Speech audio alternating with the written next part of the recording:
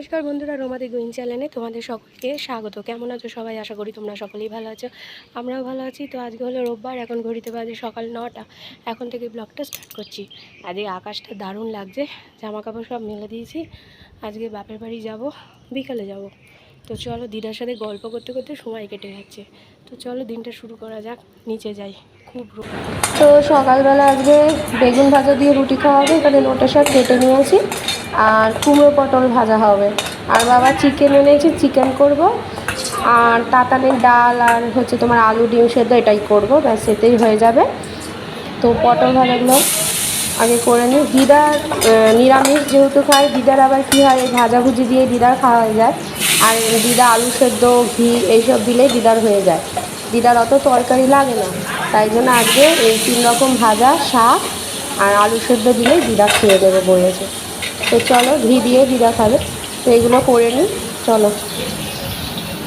তো আজকে সকালে এই যে ব্রেকফাস্টে নিয়ে নিয়েছি বেগুন ভাজা, রুটি আর মাংসের আলু ভেজেছি সেটা। তো এবার চিকেনটা রান্না করলেই হয়ে যায়, সব কাজ হয়ে গেছে। এবার রান্না করে ঘর মুছবো, ব্যাস হয়ে যাবে। চিকেনটা যেরকম আর কি রান্না করি সেরকমই করছি। আগে তেলে দিয়ে দিলাম চিকেনগুলো, তারপর যেরকম করি। চলো দেখতে থাকো, রান্নাটা আমার ততক্ষণে হয়ে যাবে।